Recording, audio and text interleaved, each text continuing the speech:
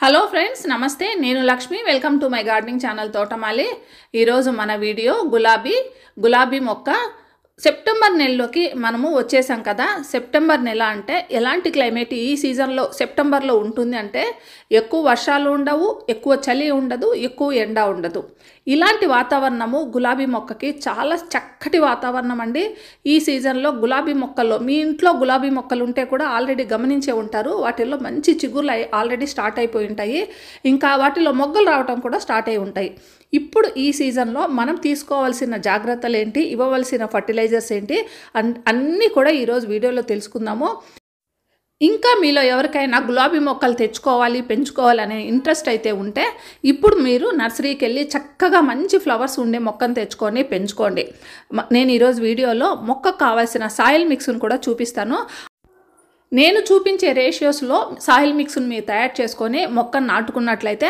మీ మొక్క అనేది చాలా హెల్తీగా పెరుగుతుంది సాయిల్ మిక్స్ ఎప్పుడు లూజ్గా ఉండాలి అలా ఉన్నప్పుడే సమ్మర్లో అయినా వింటర్లో అయినా రెయినీ సీజన్లో అయినా కూడా మొక్కకు ఎలాంటి ప్రాబ్లం రాకుండా మొక్క చాలా హెల్తీగా పెరుగుతుంది సో సాయిల్ మిక్స్ చూపిస్తాను ఇంకా మీరు తెలుసుకోవాల్సిన ఇంకొక విషయం ఏంటంటే రోజ్ ప్లాంట్స్ ఎప్పుడు కూడా కరెక్ట్ సీజన్లో పెంచుకోండి అంటే తెచ్చుకొని పెంచుకోండి మీరు సమ్మర్లో మొక్కలు ఎలాంటి పరిస్థితుల్లో కూడా కొనకూడదు ఇప్పుడు సెప్టెంబర్లో తెచ్చుకుంటే మీకు మార్చి ఏప్రిల్ వరకు మీకు మంచి సీజన్ కాబట్టి మంచి ఫ్లవర్స్ వస్తాయి ఆ వరకు మీకు మొక్కలు బాగా సెట్ అయిపోతాయి బాగా హెల్తీగా పెరిగిపోతాయి తర్వాత ఎండలు వచ్చినా కూడా ఆ మొక్కలు ఎలాంటి ప్రాబ్లమ్స్ని ఫేస్ చేసుకోగలుగుతాయి అంటే అప్పటికి సెట్ అయిపోతాయి అలా కాకుండా మీరు బాగా వర్షాలు ఉన్నప్పుడు లేదా బాగా ఎండలు ఉన్నప్పుడు మీరు మొక్కలు ఎట్టి పరిస్థితుల్లో కూడా తెచ్చుకోకండి ఈ రెండు సీజన్లు ఈ మొక్కకు సరైన క్లైమేట్ కాదు వర్షాలు ఎక్కువగా ఉంటే ఫంగల్ ఇన్ఫెక్షన్స్ ఎక్కువగా ఉంటాయి అలాగే ఎండలు ఉంటే కూడా రోజ్ ప్లాంట్స్ ఎండను తట్టుకోలేవు ఇంకా ఈ నెలలో మనం గమనించాల్సిన ఇంకోటి ఏంటంటే సక్కర్స్ ఎక్కువగా వస్తూ ఉంటాయండి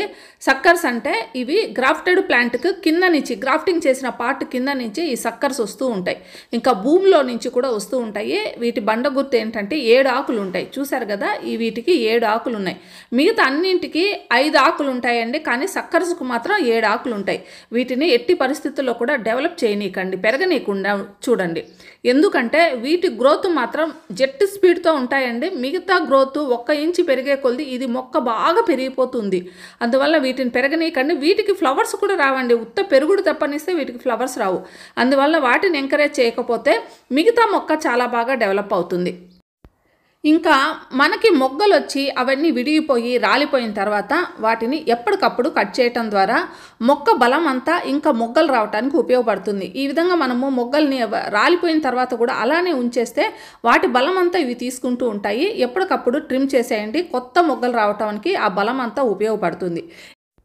ఈ సీజన్లో చేయవలసిన ఇంకొక పని ఏంటంటే కింద వైపు మట్టి నానుకుని ఉన్న ఆకులన్నింటినీ తొలగించేసేయండి ఇంకా ఆ మట్టిలో ఏదైనా అంటే మెయిన్ మొక్క కాకుండా రోజ్ ప్లాంట్ కాకుండా వేరే ఏదైనా మొక్కలు ఏదైనా వస్తూ ఉంటాయి వర్షాలు పడినప్పుడు ఆ వర్షపు నీటి వలన పక్కన ఉన్న మొక్కలన్నీ కూడా చాలా రకరకాల మొక్కలన్నీ వచ్చేస్తూ ఉంటాయండి ఆ కలుపు మొక్కలు అంటారు కదా వాటిని తీసేయటం ద్వారా మనం ఇచ్చే న్యూట్రియంట్స్ అన్నీ కూడా ఈ మెయిన్ మొక్కకు అందుతాయి లేకపోతే ఈ కలుపు మొక్కలు ఎక్కువగా వాటిని న్యూట్రియంట్స్ అన్నీ తీసేసుకొని అవి బాగా డెవలప్ అయిపోతాయి ఈ మెయిన్ మొక్క మాత్రం అలానే ఉంటుంది ఇక కొత్తగా మనము నర్సరీ నుంచి మొక్కను తెచ్చుకున్నప్పుడు వాటిని నాటడానికి సాయిల్ మిక్స్ ఎప్పుడూ కూడా పొడిగా ఉండాలి అలా ఉన్నప్పుడే మొక్కలో వేర్లు అనేటివి చక్కగా లోపలికి దిగటానికి బాగా స్ప్రెడ్ అవటానికి అంటే మనం పెట్టిన కుండీ నిండా స్ప్రెడ్ అయ్యి మొక్క బాగా డెవలప్మెంట్ ఉంటుంది అలా ఉండాలంటే సాయిల్ మిక్స్ అయితే కరెక్ట్గా ఉండాలండి దానికి మనకు కావాల్సింది రెడ్ సాయిల్ కానీ లేదా మీ ప్రాంతంలో ఏ సాయిల్ దొరికితే ఆ సాయిల్ తీసుకోండి అది 30% తీసుకోండి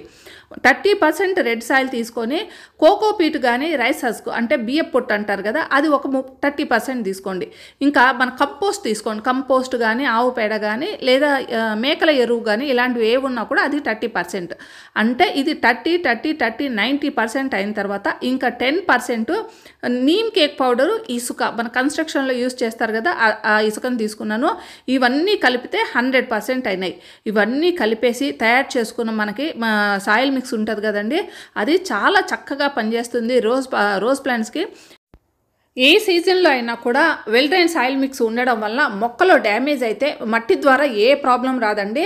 మనకి వెల్ డ్రైన్ సాయిల్ మిక్స్ ఉండడం వల్ల మనం ఎంత వాటర్ ఇచ్చినా, అంటే వర్షాకాలంలో ఎక్కువ వాటర్ పడినా కూడా మొక్కకు ఎంత అవసరమో అంత తీసుకుంటుంది, మిగతాదంతా కూడా డ్రైన్ అయిపోతుంది. అంటే కింద డ్రైన్ హోల్స్ ఉంటాయి కదా, వాటి ద్వారా వెళ్ళిపోతుంది.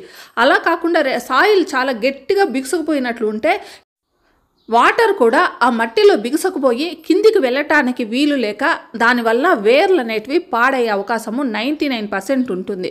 ఎప్పుడు కూడా సాయిల్ మిక్స్ అనేది పర్ఫెక్ట్గా ఉంటే 99% మన సమస్యలన్నీ, అంటే మొక్కలకు వచ్చే ఏ సమస్యలైనా కూడా సాల్వ్ అయిపోతాయి. అందువల్ల ఫస్ట్ ఇంపార్టెంట్ పని ఏంటంటే సాయిల్ మిక్స్ కరెక్ట్గా పెట్టుకోవటం. ఇంకా మనం మొక్కలు తెచ్చుకున్నాము, ఈ సాయిల్ మిక్స్లో మొక్కలు నాటేసుకున్న తర్వాత మనము 2-3 months వరకు మొక్కలకి ఏ విధమైన ఫర్టిలైజర్స్ ఇవ్వకండి. ఎందుకంటే ఇప్పుడే మనము సాయిల్ మిక్స్లో ఫర్టిలైజర్స్ అన్నీ ఉన్నాయి. దాంట్లో ఎరువు ఇచ్చాము, నీమ్ కేక్ పౌడర్ ఇచ్చాము, మంచి మట్టిని కూడా ఇచ్చాము కాబట్టి వాటికి అవసరం లేదు. అలా కాకుండా పాత మొక్కలు ఏదైనా ఉండి వాటికి మనము, అంటే పాత మొక్కలు అంటే 6 నెలల నుంచి పాతవి ఏదైనా ఉన్నా కూడా వాటికి ఇప్పుడు మంచి ఫర్టిలైజర్స్ ఇవ్వటం ద్వారా మొక్కల గ్రోత్ అనేది బాగా వచ్చి కొత్త చిగుళ్ళు రావటం, కొత్త మొగ్గలు రావటము, ఫ్లవర్స్ రావటం అయితే జరుగుతూ ఉంటుంది. అందుకోసం మనము రోజ్ ఫుడ్ అనేది తయారు చేసుకొని మనము ఒక బాక్స్లో పెట్టేసుకుంటే ఎప్పుడు కావాలంటే అప్పుడు మనము మొక్కకి ఇచ్చుకోవచ్చు. దీనికి ముందుగా మనకు కావాల్సింది మస్టర్డ్ కేక్, ఆవాల చెక్క పొడి అండి. ఇది 1 కప్పు తీసుకున్నాను. మనకి మస్టర్డ్ కేక్ అనేది అన్ని ఫర్టిలైజర్స్లో మనం అన్ని మొక్కల్లో యూజ్ చేయొచ్చు. ఇంకా మనం ఫ్లవరింగ్ ప్లాంట్స్ అన్నిట్లోనూ ఇది ఉపయోగపడుతుంది. ఇంకా సెకండ్ అనేది neem cake powder. Neem cake powder మట్టి ద్వారా మొక్కకు వచ్చే ఏ పెస్ట్నైనా కంట్రోల్ చేయడానికి చాలా చక్కగా ఉపయోగపడుతుంది. ఇందులో న్యూట్రియంట్స్ కూడా ఉంటాయి. అంటే పెస్ట్ను కంట్రోల్ చేయటమే కాకుండా ఇందులో న్యూట్రియంట్స్ కూడా అధికంగా ఉంటుంది. దీని తర్వాత ఇది కూడా 1 కప్పు తీసుకున్నాను. Mustard cake 1 cup, neem cake పౌడర్ని కూడా 1 కప్పు తీసుకున్నాను. ఇది రాక్ పాస్పేట్ అండి. మీ దగ్గర బోన్ మీల్ ఉంటే బోన్ మీల్ తీసుకోండి. ఇది 2 కప్పులు, ఇది పెద్ద కప్పు తీసుకున్నాను, అందువల్ల 2 కప్పులంతా బోన్ మీల్ తీసుకున్నాను. ఇవి కాకుండా 4వది అరటి తొక్కలు అండి, అరటి తొక్కల పౌడరు. మనము అరటి తొక్కల్ని ఎండబెట్టేసి పౌడర్ చేసుకొని పెట్టుకుంటే వాటిల్ని నేను 1 కప్పు తీసుకున్నాను అనమాట. ఈ అరటి తొక్కల్ని ఎట్టి పరిస్థితుల్లో కూడా మీరు పడేయకండి. అరటి తొక్కలు, మస్టర్డ్ కేక్ పౌడరు, ఇవి 2 ప్రతి ఫ్లవరింగ్ ప్లాంట్కి, ఫ్రూట్ ప్లాంట్స్కి అన్నిటికీ చాలా చక్కగా పనిచేస్తాయి. ఇక 5వ వస్తువుగా ఇవి ఆరెంజెస్ అండి, ఆరెంజ్ తొక్కలు. వీటిని బాగా ఎండబెట్టేసి పౌడర్ చేసి పెట్టుకున్నాను. మన దగ్గర ఆరెంజెస్ కానీ, బత్తాయి కానీ, నిమ్మకాయలు కానీ ఏ ఉన్నా సరే, అంటే ఇవి నిమ్మ జాతికి సంబంధించినవన్నీ అంటారు, సిట్రస్ జాతికి సంబంధించినవన్నీ పైన తొక్క అంతా తీసేసి ఎండబెట్టుకొని పౌడర్ చేసుకుంటే వీటిని మనము మొక్కలకి ఇవ్వటం ద్వారా pH లెవెల్ని కంట్రోల్ చేస్తుంది. అంటే సమానంగా ఉండేటట్లు చేస్తుంది. మొక్కల్లో చారగుణాన్ని తగ్గించి ఆమ్లగుణాన్ని అభివృద్ధి చేస్తుంది అన్నమాట ఈ పౌడరు. దీన్ని మనము మొక్కలకి తరచుగా ఇవ్వకూడదు, కానీ ఫస్ట్ టైం ఇచ్చేటప్పుడు, అంటే ఈ సీజన్ స్టార్ట్ అవుతుంది కదా, ఫస్ట్ టైం మనం ఇస్తున్నాము, ఈ టైంలో ఇవ్వచ్చు. తర్వాత 2-3 నెలలకు ఒకసారి ఇస్తే సరిపోతుంది. ఇది కూడా 1 కప్ ఇచ్చాను. దీని తర్వాత నేను ఆనియన్ పీల్స్ను, నా దగ్గర ఆనియన్ పీల్స్ లేవండి, తర్వాత నేను దీన్ని కూడా యాడ్ చేస్తాను. 1 కప్పు ఉంటే మీ దగ్గర ఆనియన్ పీల్స్ పౌడర్ని 1 కప్పు ఇవ్వండి. దాని తర్వాత సీవీడ్ తీసుకున్నాను. సీవీడ్ అనేది 1 కప్పు తీసుకున్నాను. సీవీడ్ మంచి న్యూట్రియంట్స్ ఉంటాయండి ఇందులో. అంటే మొక్కకు కావాల్సిన మైక్రో న్యూట్రియంట్స్ మొక్కకు అందాలి అంటే సీవిడ్ని మీరు మొక్కకి ఇవ్వండి. ఇది మనకి గుళికల రూపంలో దొరుకుతుంది, లేదా లిక్విడ్ రూపంలో కూడా దొరుకుతుంది. ఏదైనా పర్వాలేదు. గుళికలు ఉంటే గుళికలు ఇచ్చేయండి, లిక్విడ్ ఉంటే వాటర్లో కలిపేసి మొక్కలకి ఇచ్చేసేయండి. అలా అయినా సరే మనం ఇచ్చేయచ్చు.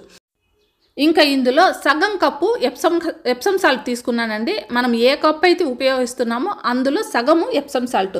ఎప్సమ్ సాల్ట్ అనేది మనకి సన్లైట్ తక్కువగా ఉన్నప్పుడు, ఇప్పుడు మనకి సన్లైట్ మిగతా సీజన్లో కన్నా తక్కువగా ఉంటుంది కాబట్టి మొక్కకు కిరణజన్య సంయోగ క్రియ బాగా జరిగి మొక్కకు కావాల్సిన ఫుడ్ తయారు చేసుకోవడానికి, ఇంకా ఆకులన్నీ ఆకుపచ్చగా రావడానికి కూడా బాగా ఉపయోగపడుతుంది. ఇది కూడా తరచుగా కాకుండా 2-3 నెలలకు ఒకసారి ఇస్తే సరిపోతుంది. ఇవన్నీ కలిపి ఒక కంటైనర్లో నేను వేసుకొని బాగా కలిపేయటం ద్వారా అన్నీ ఒకదానికొకటి బాగా కలిసిపోతాయి. ఇప్పుడు ఈ తయారు చేసుకున్న ఈ ఫుడ్ రోజ్ ఫుడ్ అండి. ఇది మనము తరచుగా, అంటే రోజు ఇవ్వం కదా, వారానికి ఒకసారి లేదా 15 రోజులకు ఒకసారి మనం ఇస్తూ ఉంటాము. కాబట్టి నేను 4-5 నెలలకు సరిపోయేటట్లు నేను తయారు చేసుకున్నాను. మీ దగ్గర ఎన్ని మొక్కలు ఉంటే దాన్ని బట్టి మీరు కొలతల్ని, నేను తయారు చేసుకున్న కొలతల్ని మీకు చూపించాను కదా, అదే కొలతలతో మీ మొక్కకు ఎంత అవసరమో అంత తయారు చేసుకోండి. సో ఈరోజు నేను ఒక మంచి ఫర్టిలైజర్ మీకు చూపించానండి. ఈ ఫర్టిలైజర్ని ఈ సీజన్లో ఇవ్వటం ద్వారా మొక్కల్లో మంచి రిజల్ట్ అయితే మీరు చూడవచ్చు. మొక్కల్లో మంచి ఎనర్జీ వచ్చి ఎక్కువగా మొగ్గలు పువ్వులతో మొక్క కలకల్లాడుతుంది. ఈరోజు నేను చూపించిన ఈ వీడియో మీకు అందరికీ ఉపయోగకరంగా ఉంటుందని నేను ఆశిస్తున్నాను. నచ్చితే ఒక లైక్ కామెంట్ ఇవ్వండి. మళ్ళీ మరో మంచి వీడియోతో మీ ముందుకు వస్తాను. అంతవరకు హ్యాపీ గార్డెనింగ్. Bye bye.